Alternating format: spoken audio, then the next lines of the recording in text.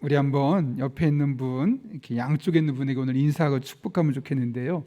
지난 3일이 하나님의 은혜였습니다. 이렇게 인사하고 축복하겠습니다.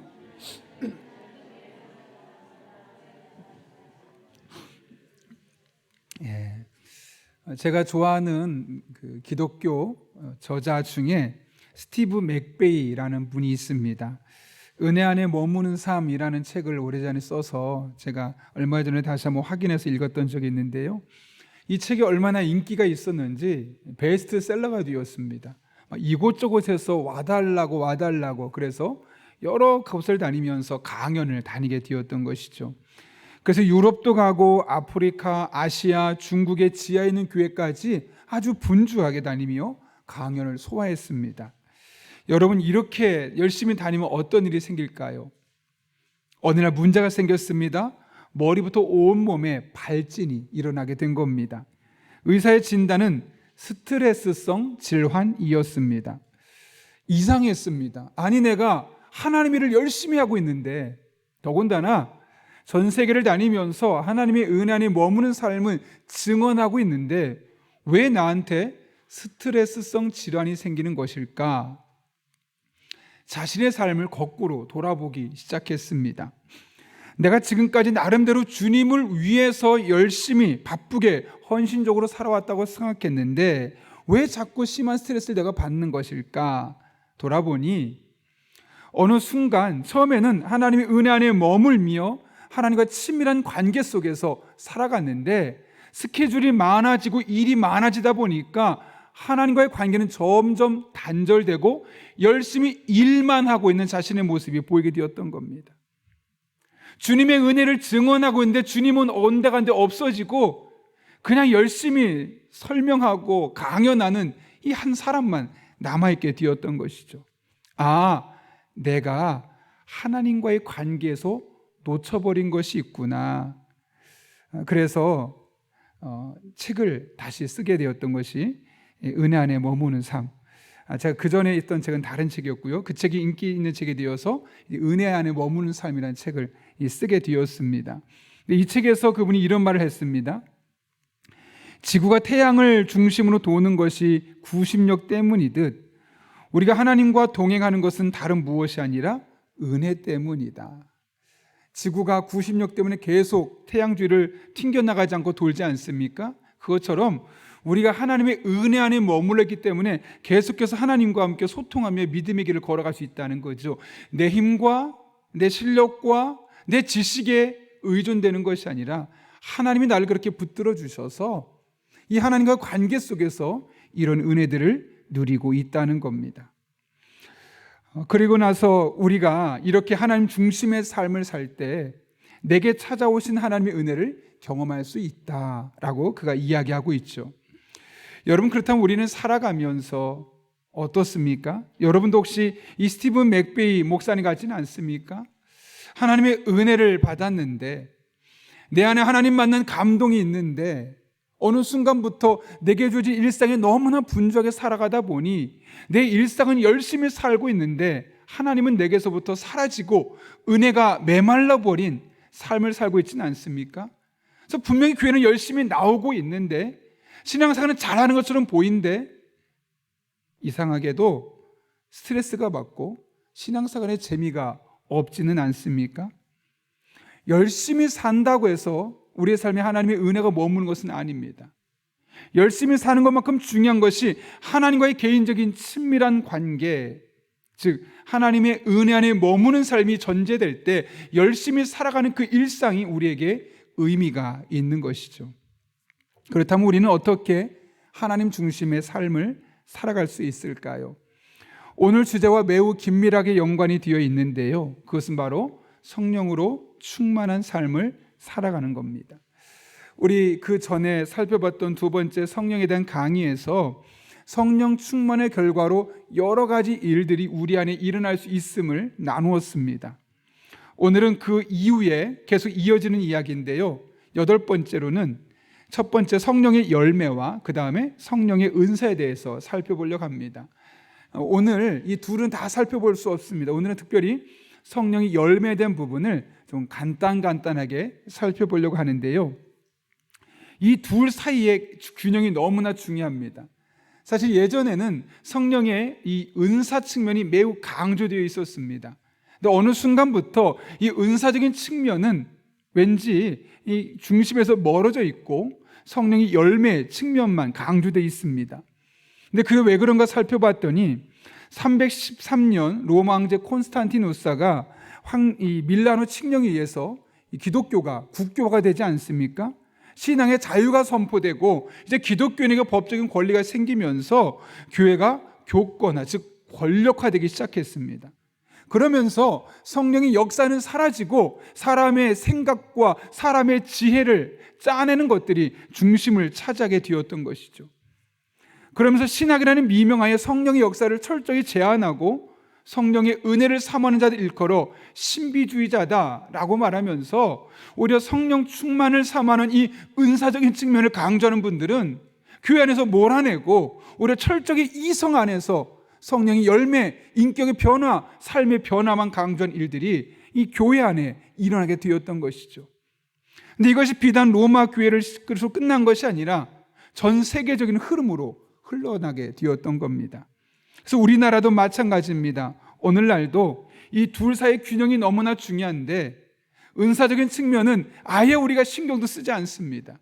아니 어떤 분은 심지어 그것은 과학적인 시대에 맞지 않는 논리라고 도외시하는 경우가 많습니다.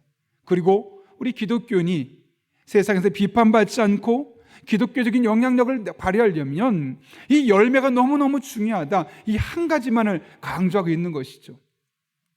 여러분, 제가 만약에 이 건강이 중요한데 오른쪽 팔이 힘이 세야 된다 해서 오른쪽 팔만 많이 운동을 하고 왼쪽 팔을 거의 운동하지 않는다면 제 몸이 건강한 몸이 될까요? 아니면 뭔가 밸런스가 무너지게 될까요? 당연히 밸런스가 무너질 수밖에 없습니다. 양쪽을 균등하게 운동을 해야지만 이게 균형을 이룰 수 있는 것처럼 이 둘은 어느 한쪽만 강조해서는 안 되는 것이고 둘 다 강조해야만 하는 것이죠. 그 중에 우리는 성령의 열매에 대한 부분을 살펴보려고 합니다. 갈라디아서 5장 22절과 23절에 성령의 열매에 대해서 이야기하고 있는데요, 같이 한번 읽어볼까요? 시작. 오직 성령의 열매는 사랑과 희락과 화평과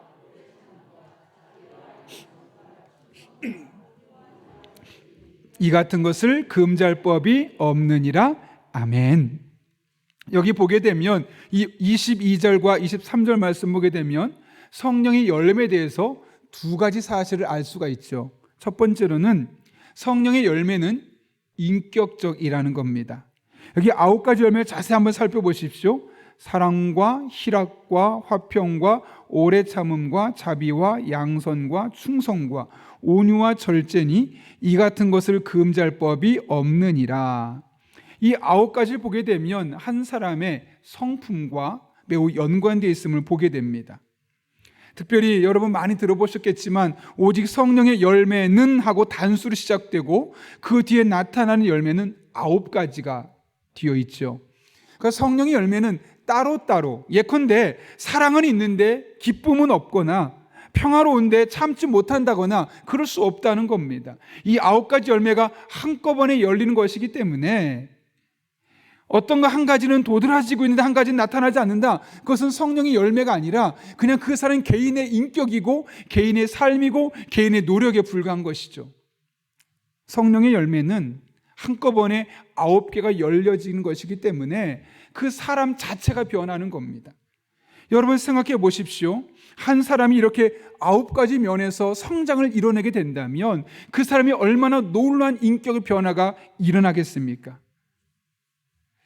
그런 의미에서 우리 한 사람 한 사람이 이 9가지 성령의 열매, 이 9가지 언제 다 맺어? 이럴 것이 아니라 이것은 하나다라는 사실을 잊지 말면서 이 9가지 성령 열매, 이 성령 열매를 위해서 우리가 성령 충만을 사모해야 하는 것이죠.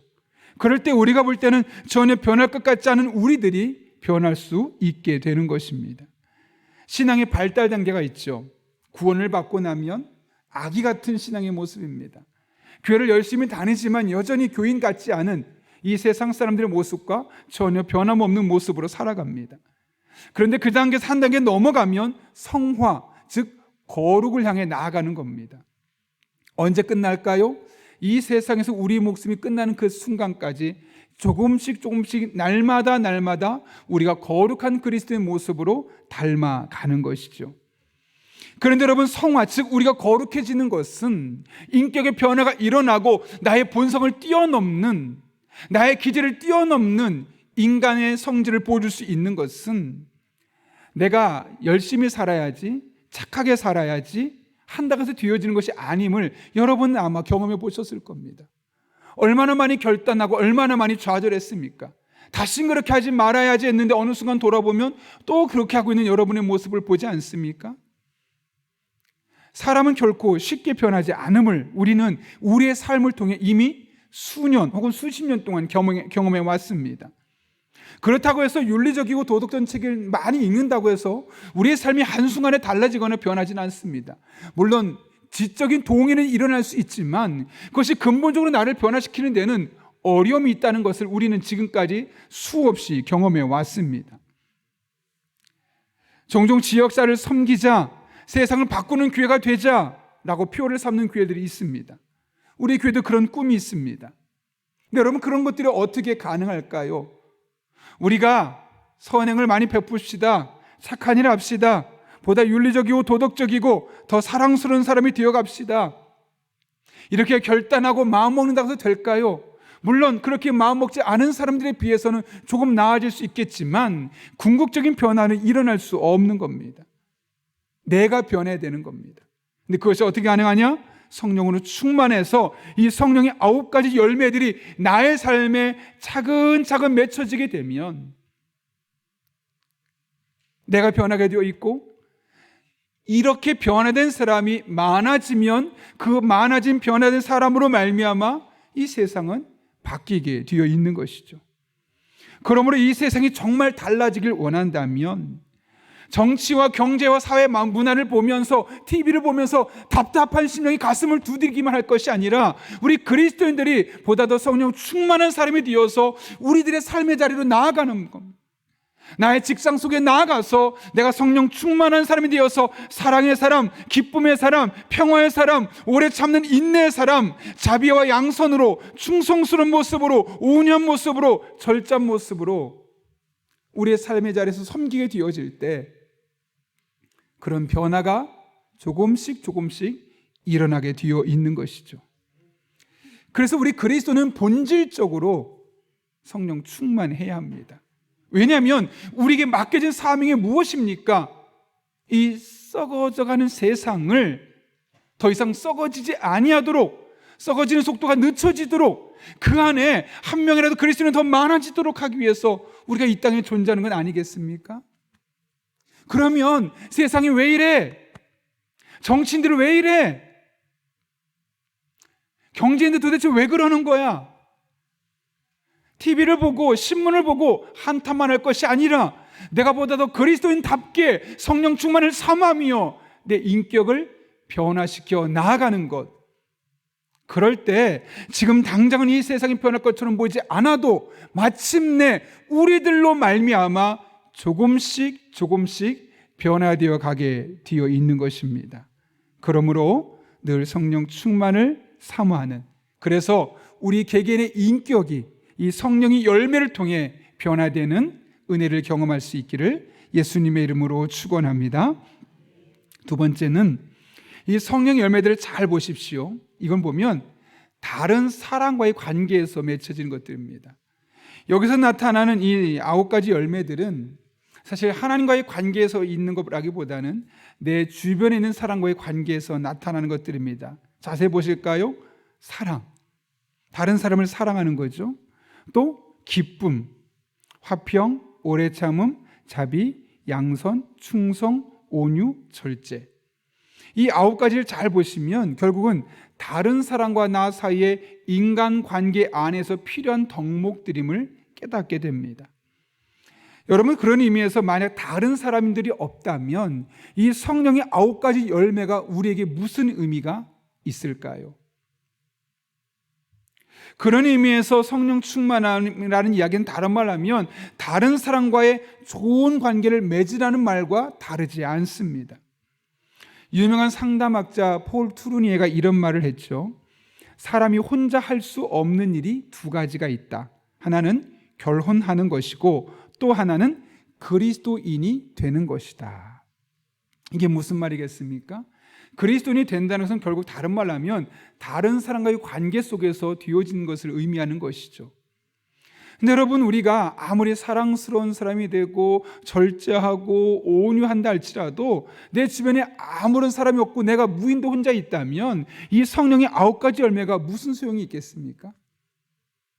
이 성령의 9가지 열매는 결국 다른 말로 하면 하나님께서 우리에게 주신 이 공동체 안에서 이 아름다운 공동체를 만들어 가라고 우리에게 주신 것임을 우리가 잊어서는 안 된다는 것이죠. 그런 의미에서 여러분이 살아가는 공동체 안에서 정말 바른 삶, 은혜가 넘치는 삶, 행복한 삶을 살길 원한다면 성령 충만은 선택의 요소가 아니라 필수적인 요소임을 우리는 깨닫게 되는 것이죠. 여러분이 만약 소그룹 오이코스 안에서 이 오이코스 모임이 정말 잘 되길 원한다면 어떻게 하면 될까요, 여러분? 잘 모이자고 하고 맛있는 거 먹고 여행 다니고 그럼 될까요? 조금 될 겁니다. 그러면 분명히 마음이 좀 열리고 편안해진 거 있을 겁니다. 근데 그것만으로는 근본적으로 소그룹 안에 오이코스 안에 관계가 좋아지는 데는 한계가 있습니다. 왜요? 그 상황이 없어지면 그때 그 기쁨은 사라져버리기 때문에요. 여행의 기쁨은 여행하고 일주를 넘어가지 못합니다. 그럼 또 여행을 가야 되겠죠. 맛있는 음식을 먹어서 기쁘다면 또 계속해서 그 음식을 먹어야 되겠죠. 만약 그러다 맛이 없는 음식을 먹게 된다면 어떨까요? 그러면 그 모임은 별로 내 마음에 기쁨을 주지 못하는 겁니다. 여행도 마찬가지겠죠. 사실 우리가 이 세상에서 관계 좋게 하기 위해서 쓰고 있는 여러 가지 방법들 하지 말라는 것이 아니라 약방의 감초처럼 우리들에게 필요한 것이지만 그것만으로는 근본적으로 소그룹 안에 좋은 인간관계를 맺어가는 데 제한이 있을 수밖에 없다는 겁니다. 어떻게 가능할까요? 성령 충만해서 이 성령의 9가지 열매가 우리 오이코스 멤버들 모든 사람에게 늘 균등하게 열매 맺힌다면 어떻게 될까요? 오이코스 모임을 모였습니다. 근데 9명, 10명 다 성령 충만을 사모하고 그 순간 성령 충만하게 된다면 그 모임이 어떻게 될까요? 때로는 여행 가지 못했어도, 때로는 맛있는 음식 먹지 못했어도 재미있죠. 사랑이 넘치죠. 기쁨이 있죠. 상대방의 아픔이, 상대방의 슬픔이 나의 것으로 다가오는 그 자비의 마음, 또 그 자비가 행동으로 이어지는 양선으로 나타나게 되어 있죠. 그러니까 사실 여러분, 우리가 이 오이코스 모임, 소그룹 모임이 잘 되려면 어디에 신경을 써야 될까요? 물론 모이는 것 자체도 너무너무 중요하고 그 안에 즐거움도 너무너무 중요하고 맛있는 거 먹는 것도 중요하고 오랜 시간을 보내는 것 중요하고 가끔 시간을 내어 여행 가는 거 너무너무 중요한데요, 가장 중요한 것은 성령으로 충만한 겁니다. 그것은 강조하고 강조해도 과하지 않습니다. 10명 모였는데 10명 다 성령 충만한다면 그 모임이 당연히 즐겁지 않겠습니까? 행복하지 않겠습니까? 또 모이고 싶지 않겠습니까? 그런 의미에서 성령 충만, 우리가 모일 때마다 성령 충만을 위해서 모여야 합니다. 교사들도 모일 때 성령 충만을 위해 모이고, 여전도 회원들도, 전도대도, 또 중보기도 팀도, 어쨌든 사람들이 모이면 성령 충만해서 무조건 기도해야 합니다. 그것이 빠지면 어떤 또 다른 이 성령 충만으로 말미암은 이 성령 열매, 이 9가지 열매를 채워야 되는 또 다른 요소들이 계속 있어야 되거든요. 성령 충만하면 그런 거 없어도 이것만으로 충분히 즐거울 수 있고, 이것만으로 충분히 행복할 수 있고, 이것만으로 그 모임 자체가 기다려질 수 있는 것입니다. 그런 의미에서 성령 충만을 사모할 수 있길 바라고, 늘 성령 충만을 사모하며 오이코스로 모이는 여러분들의 소그룹 모임 안에 이런 은혜가 날마다 경험될 수 있기를 예수님의 이름으로 축원합니다. 그렇다면 성령 충만할 때 나타나는 성령의 열매들, 이 9가지 열매들은 구체적으로 어떤 것들인가.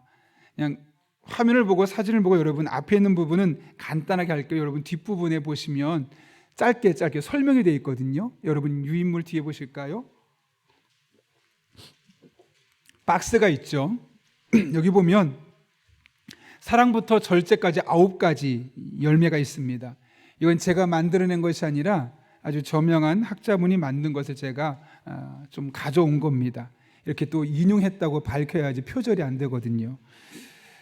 그래서 보시면 이 사랑, 희락, 화평, 오래 참음, 자비, 양선, 충성, 온유, 절제, 우리에게 너무나 익숙한 표현이기도 하지만 때로는 선뜻 직관적으로 이거 이런 거야 라고 느껴지지 않는 표현들이 있습니다. 그래서 성경 여러 번역을 찾아봤더니 공동 번역이 그나마 가장 좀 비슷하게 번역을 했더라고요. 사랑은 말 그대로 사랑이죠. 희락은 기쁨입니다. 화평은 거꾸로네요. 밖으로 평화입니다. 오래 참음은 인내하는 것이고, 자비는 다른 사람에 대해서 친절한 겁니다. 그 다음에 양선은 선행을 베푸는 것. 여기서 자비와 양선은 연관되어 있는데요, 자비는 마음입니다. 예를 들면 상대방이 힘들어하고 아픈 것을 볼 때 생기는 그 마음, 그리고 나서 양선은 그것이 행동으로 나타나는 것, 그래서 선행으로 이어지는 것이죠. 충성은 진실함이고, 온유는 말 그대로 온유함이고, 절제도 절제함입니다. 이 9가지를 설명을 하나씩 살펴보고 그 반대되는 것은 무엇인가 함께 보려고 하는데요. 자, 사랑 어떻게 되어 있습니까? 한번 천천히 보면 아가페라고 헬라어로 되어 있습니다.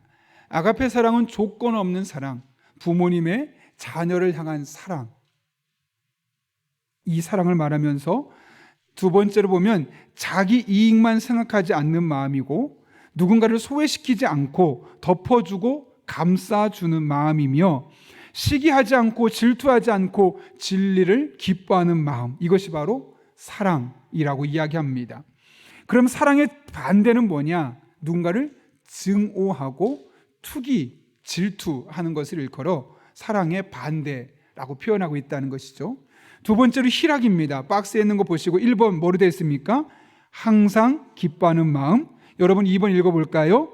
매사에 감사, 만족감 느끼는 마음. 세 번째로요, 매사에 긍정적인 마음. 네 번째로요, 좋은 것과 아름다움을 추구하고 창조하는 마음입니다.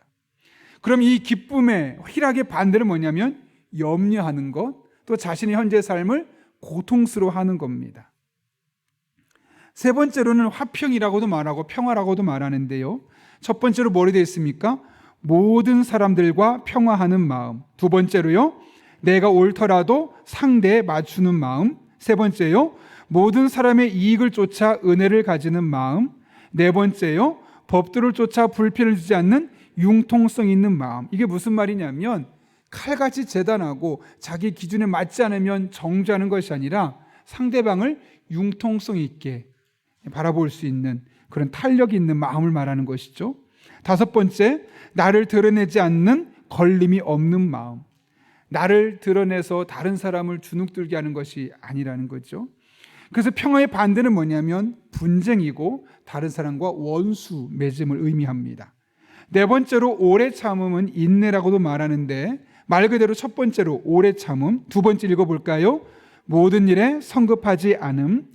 세 번째, 언행에 조급하여 그르치지 않는 마음. 네 번째요, 순간적인 실망이나 낙담하지 않는 마음. 다섯 번째, 고통과 시험, 환난에 요동 않고 변함없는 마음. 이런 마음을 일컬어 우리는 오래 참는다 혹은 인내한다 라고 말하고, 이 인내 반대 표현은 경솔하다 라고 우리가 보통 판단하지요. 다섯 번째는 자비입니다. 자비는 친절이라고도 말하는데요, 한번 볼까요? 긍휼과 구제의 마음. 두 번째요, 모든 사람에게 관대한 마음. 세 번째요, 상대를 모함하지 않는 마음. 네 번째, 상대의 성공을 위하는 마음. 그래서 이 자비와 반대말은 뭐냐면 무관심이고 냉담한 겁니다. 다른 사람이 분명히 힘들다고 하는데, 아프다고 하는데 내 마음에 어떤 감동이 없는 겁니다. 아니, 아프다고 하면 같이 아파해 줘야 되는데, 물론 똑같이 아파해 줄 수는 없지만 한쪽 마음이 시리고 뭔가 마음이 불편해 되는데 전혀 그런 마음이 드는 게 아닙니다. 너는 너고 나는 나야. 이 자비가 없는 마음이죠. 그래서 반대의 마음이 무엇입니까? 무관심한 거예요. 냉담한 거예요. 예를 들면 TV에서 많은 사람이 죽어가고 있어요. 근데 그거에 대해서 아무런 마음의 양심의 가책이 없어요. 그거는 자비가 없는 거예요. 무관심한 거고 냉담한 거죠. 여섯 번째는 양선입니다. 양선이란 말이 참 우리가 쓰기 어려운 말인데 선행이란 말로 바꿀 수 있습니다. 자, 1번부터 4번까지 한번 순서대로 천천히 읽어볼까요? 첫 번째로 서둘지 않고 무례히 행치 않는 마음, 두 번째로 상응할 때를 꺾지 않는 마음, 세 번째로 상대를 무시하지 않고 상처 주지 않는 존중의 마음, 네 번째로 분명하지 않은 일로 비판, 나서지 않는 마음. 예. 그리고 나서 이 반대는 뭐냐면 불친절함. 그러니까 상대방에 대해서 내가 하고 싶은 대로 행동하는 것. 그래서 실제로 보면 이 다섯 번째 자비는 주로 마음에 머무는 것이 많지만 양선 즉 선행은 결국 행동으로 이어져야 하는 것임을 우리에게 이야기하고 있습니다. 그래서 사실은 이 자비와 양선은 뗄래야 뗄 수 없는 이 불가분의 관계에 있다. 왜냐하면 여러분 마음만 먹는다고 되는 것이 아니잖아요. 나 오늘부터 열심히 공부해야지 마음 먹었다 해서 성적이 갑자기 좋아지지 않죠. 마음 먹었으면 공부를 할 때 성적이 좋아지는 것이고, 나 내일부터 운동해서 몸을 건강하게 유지할 거야 라고 마음 먹는다고 해서 내일부터 갑자기 몸이 건강해지지 않죠. 그 마음 먹은 것이 행동으로 옮겨지게 될 때 그것이 하루라도 조금씩이라도 내 몸이 건강해질 수 있는 것처럼 이 자비와 양선은 뗄래야 뗄 수 없는, 자비는 좀 더 마음 쪽에 치우쳐 있다면 양선은 선행으로서 행동까지 이어지는 것을 우리에게 말씀하고 있는 거죠. 일곱 번째는 충성스러운 마음인데 이것은 진실이라고도 말합니다. 네 가지인데요. 한번 1번부터 4번까지 읽어볼까요? 첫 번째입니다. 매사에 근면하고 적극적인 마음. 두 번째, 나라에 충성하고 이웃을 죽도록 사랑하는 마음. 세 번째, 영적 지도자 가르치는 사람을 존경하는 마음. 네 번째, 맡겨진 일에 최선을 다하는 마음. 그래서 충성의 다른 말로 하면 배신이라고도 이야기를 하고 있습니다. 여덟 번째 온유입니다. 온유는 세 가지로 되어 있는데 첫 번째는 뭡니까? 넓게 포용할 수 있는 마음. 두 번째로는 상대에게 불편함을 주지 않는 마음. 세 번째, 남의 허물을 감싸는 마음. 이것도 온유라는 마음으로 나타나게 되는데요. 사실 이 온유라는 단어는 헬러를 보게 되면 프라우테스라는 단어거든요. 이게 뭐냐면 야생동물 있잖아요. 야생동물을 그대 두면 어떡합니까? 그 야생성이 사람을 해치게 되죠. 예를 들면 말을 탄다고 했을 때도 저도 예전에 선교 가서 몽골에 가서 말을 잠깐 타봤는데요.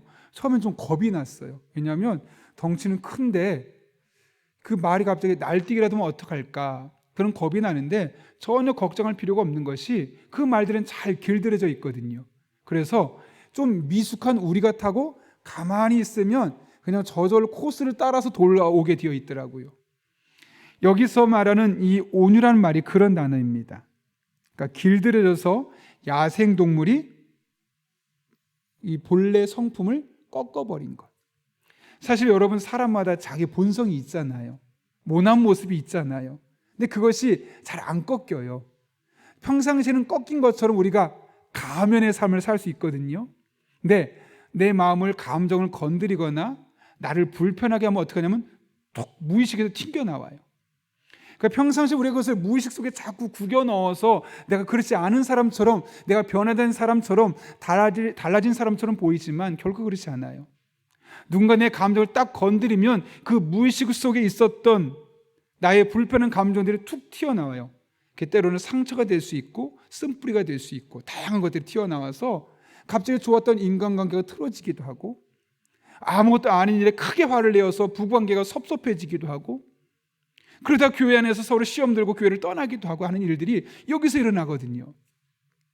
그런데 온유는 성령 충만하게 될 때 훈련되어져서 그런 모난 성질이 깎여지게 되어서 나도 모르게 온순한 사람으로 바뀌어지게 되어 있다는 거예요. 마지막인데요, 절제입니다. 절제는 여러분 잘 아시는 거죠. 세 가지인데 한번 읽어볼까요? 첫 번째로 지식의 절제를, 절제 인내를. 두 번째로 치우침이 없는 마음. 세 번째, 성령의 9가지 열매를 온전히 이루기에 꼭 필요한 마음. 예. 저는 이 중에 첫 번째가 참 중요하다고 봐요. 여기 지금 제가 뭐라고 했죠? 뭐라고 했습니까? 여기 지식의 절제를, 절제 인내를. 그러니까 이 절제라는 것이 어디 필요한가라고 했을 때 지식에도 절제가 필요하다는 거예요. 그러니까 우리는 보통 절제 그러면 행동만 절제할 때가 참 많잖아요. 그런데 내가 갖고 있는 지식도 지나치게 강조하고 지나치게 아는 체하고 하다 보면 그것에도 문제가 생길 수 있다는 거예요. 그래서 우리가 이 절제 영역은 상당히 넓고요. 중요한 것은 이 절제는 따지고 보면 이 성령이 이 9가지 열매 중에 앞에 있는 8가지, 사랑과 희락과 화평과 오래 참음과 자비와 양선과 충성과 온유를 컨트롤할 수 있는 가장 중요한 요소라고 이야기합니다. 예컨대 여러분, 사랑하는 건 너무나 좋죠. 필요하잖아요. 근데 사랑의 절제가 없으면 어떻게 될까요? 집착이 되죠. 그렇지 않겠습니까? 지나치게 사랑해요. 스토킹이 하게 되겠고 누군가를 괴롭히는 사랑이 될 수 있고, 기쁨도요, 너무 기뻐요. 그럼 그 기쁨을 우리가 계속 누리기 위해서 절제가 안 되면 어떨까요? 환락을 추구하는 거예요. 그래서 중독자들이 일어나는 거예요. 술 중독, 음란물 중독, 마약 중독, 이런 도박 중독, 이런 것들이 왜 일어나냐면 그 기쁨의 상태를 유지하고 싶은 거거든요. 절제가 안 되는 거예요. 평화도, 오래 참음도, 친절도, 선행도, 진실도, 온유도, 그런 부분이 있고, 사실 이 보면 반대 측면의 모습이 나타날 수밖에 없는 겁니다. 사랑도 절제가 안 될 때는 증오심까지도 갈 수 있고 투기로도 나타날 수 있고, 기쁨이 절제가 안 되면 염려와 고통으로, 평화가 절제가 안 되면 원수 맺고 분쟁이 일어날 수 있고, 인내가, 오래 참음이 절제가 안 되면 경솔함으로 나타날 수 있고, 이 정반대 현상들이 이 절제가 되느냐 안 되느냐에 따라서 아주 극명하게 180도 다르게 나타날 수 있다는 거죠. 그런 의미에서 우리가 이 성령 충만을 위해서 늘 기도하는 것이 필요합니다. 성령 충만하면 이 9가지가 균형 잡혀서 우리에게 열매를 맺혀지기 때문에 우리의 인격이 변화될 수 있고 달라질 수 있기 때문에 그런 것입니다. 제가 한 분의 이야기만 하고 오늘 말씀 마치려고 하는데요. 여러분, 오신실하신 주 찬양 기억하십니까? 하나님 한 번도 나를 실망시킨 적 없으시고 언제나 공평과 긍휼로 나를 지키셨네. 계속 이어지면 오신실하신 주, 오신실하신 주, 내 너를 떠나지도 않으리라, 내 너를 버리지도 않으리라 약속하셨던 주님, 그 약속을 지키사 이후로도 영원토록 나를 지키시리라 확신하네. 이 가사를 참 우리가 찬양할 때마다 마음에 큰 감동이 있고 우리가 은혜로 고백하게 됩니다. 그런데 여러분, 이 찬양을 만든 작사 작곡한 분들에 대해 작사 작곡한 분의 사연을 듣고 나면 이 가사가 어떻게 이런 가사를 쓸 수 있었나 싶은 생각이 듭니다. 이분의 딸이 어릴 때 중병을 앓았습니다. 크리스찬이잖아요. 하나님 앞에 간절히 기도해서 하나님, 이 아이가 낫게 해주세요. 이 어린 아이 너무너무 불쌍합니다. 정말 부부가 열심히 기도했거든요. 그 아이가 조금씩 나아진 것처럼 보이더라고요. 너무 감사했죠. 그렇게 계속 자라고 16살이 되었어요. 그런데 그 16살이 되었을 때 병이 다시 재발이 된 거예요. 재발되고 그것이 20살, 30살, 40살 이렇게 살면 참 좋겠지만 16살에 그만 하나님의 품으로 아이가 떠나게 된 거예요. 사실 부모 입장에서 자녀가 자기보다 먼저 세상을 떠나는 것만큼 마음 아픈 일이 어디 있겠습니까? 그런데 그분이 고백하는 거예요. 그렇게 16살에 딸을 잃고 나서 하나님 한 번도 나를 실망시킨 적이 없으셨습니다. 그리고 언제나 공평하게 또 언제나 긍휼의 마음으로 저를 지켜주셨습니다. 하나님은 신실하신 분이십니다. 나를 떠나지도 않고 나를 버리지도 않으시고 나를 영원히 지켜줄 것을 확신합니다. 여러분, 이런 고백이 나올 수 있을까요? 하나님, 정말 그런 하나님이라면 어떻게 제 딸한테 그럴 수 있어요? 나아야죠. 건강해야죠. 보란듯이 잘 살아서 예수 믿는 사람이 얼마나 복된지 보여줘야죠. 하나님, 이 말도 안 되는 일이 어떻게 저한테 일어날 수 있습니까? 아니, 애초에 어릴 때 데려갔으면 제가 그냥 빨리 잊어버렸을 텐데 조금 좋아지게 해서 16살까지 살게 하시더니 갑자기 데려가시면 저보고 어떡하라는 겁니까? 이렇게 반응하는 것이 일반적이지 않겠습니까? 그런데 하나님 한 번도 나를 실망시킨 적이 없다는 겁니다. 그런 딸을 떠나보내고 나서 인간의 감정으로는, 인간의 이성과 논리로는 도저히 쓸래야 쓸 수 없는 가사입니다. 그것이 어떻게 가능할 수 있었을까요? 그녀가 성령 충만한 가운데 본인의 말에 하나님의 이 신실함에 대한 믿음을 갖게 되었고, 그것이 하나님 앞에, 사람 앞에 충성스러운 모습으로 자신이 나아갈 수 있었기 때문이다 라고 말합니다. 그래, 나의 삶에 비록 이런 일이 있다 할지라도 하나님은 신실하신 분이고, 그래, 하나님 앞에 내가 하신 일이 뜻이 있을 테니 그 하나님 뜻에 내가 순복하자, 승복하자, 이런 마음으로 자신에게 주어진 일상의 삶을 살아가려고 노력했기 때문이라는 거죠.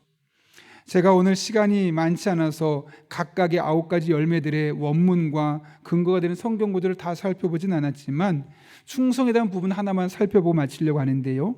사도행전 20장 말씀 보십시오. 이렇게 되어 있죠. 반대쪽 뒷면에 보시면 7번입니다. 보라, 이제 나는 성령에 매여 예루살렘으로 가는데 거기서 무슨 일을 당할는지 알지 못하노라. 오직 성령이 각성해서 내게 증언하여 결박과 환난이 나를 기다린다 하시나. 이게 무슨 말입니까? 거기 가면 너 죽을지도 몰라, 고통당할 거야, 어려운 일이 있을 거야, 이런 이야기를 성령이 깨닫게 하셨다는 거죠. 그럼 피하는 것이 정상인데 달려갑니다. 내가 달려갈 길과 주 예수께 받은 사명 곧 하나님의 은혜의 복음을 증언하는 일을 마치려면은 나의 생명조차 조금도 귀한 것을 여기지 아니하노라. 여기에 하나님의 신실함에 대한 사도 바울의 태도를 볼 수 있는 것이죠. 이 신실하다, 이 피스티스는 어떤 뜻이냐면 설득당하다는 뜻을 갖고 있습니다. 하나님께 설득당해서 내가 마음으로 하나님께 승복하는 거죠. 비록 그곳에 고통스러운 삶이 기다리고 있다 할지라도 하나님이 나를 그곳으로 가라 한다면 내가 가리라. 이것이 바로 충성이고 신실함이고 하나님 앞에 설득당한 믿음의 태도입니다. 그 집사님도 마찬가지였습니다. 비록 딸이 그렇게 세상을 떠났지만 그 가운데 하나님의 뜻이 있을 거야. 하나님의 계획이 있을 거야. 머리로는 납득되지 않았지만 하나님이 하신 일 중에 있음을 인정하며 승복하기로 결단했기 때문에 이성으로는 결단할 수 없는 일을 결단할 수 있었고 감당할 수 있었던 겁니다. 우리도 마찬가지입니다. 여러분의 이성을 의지해 보십시오. 여러분이 아는 만큼, 여러분의 실력만큼 살아가게 될 것입니다. 그러나 성령의 충만을 사모하고 성령의 열매를 맺어가면 우리의 이성을 뛰어넘는 성령의 열매로 살아갈 수 있습니다. 여러분, 어떤 삶을 원하십니까? 여러분의 경험만큼 살길 원하십니까? 여러분의 지식만큼 살길 원하십니까? 아니면 성령의 능력으로 성령의 열매를 가지고 개인의 인격이 변화되고 다른 사람과 좋은 관계, 아름다운 관계를 맺으며 이 세상을 그리스도의 복음으로 바꾸며 살아가기를 원하십니까? 만약 후자를 원하신다면 오늘 또 성령 충만을 위해 기도하십시오. 오늘뿐만 아니라 늘 일상의 삶에서 성령으로 충만한 삶, 성령으로 지배받는 삶을 살게 해달라고 하나님 앞에 기도해 보십시오. 여러분의 달라진 모습을 보게 될 것이고 여러분의 주변의 변화를 목도하게 될 것입니다. 그런 은혜를 경험하는 우리가 될 수 있기를 예수님의 이름으로 축원합니다. 우리 시간 함께 기도하겠습니다. 거룩하신 아버지 하나님, 오늘 성령의 열매 9가지를 짧은 시간 살펴봤습니다. 이 9가지 열매들이 우리 개개인의 인격을 변화시키는 성령의 열매요, 이 9가지 열매들이 다른 사람과 관계를 맺어가는데 아주 중요한 것들임을 깨닫게 하신 아버지 하나님, 늘 성령 충만을 사모할 때 우리 개인의 인격이 변화되게 하시고 우리가 모일 때마다 그곳에 성령의 열매들이 나타나게 도와주셔서 풍성한 은혜를 모임마다 경험하게 하여 주옵소서. 예수님의 이름으로 기도하옵나이다. 아멘.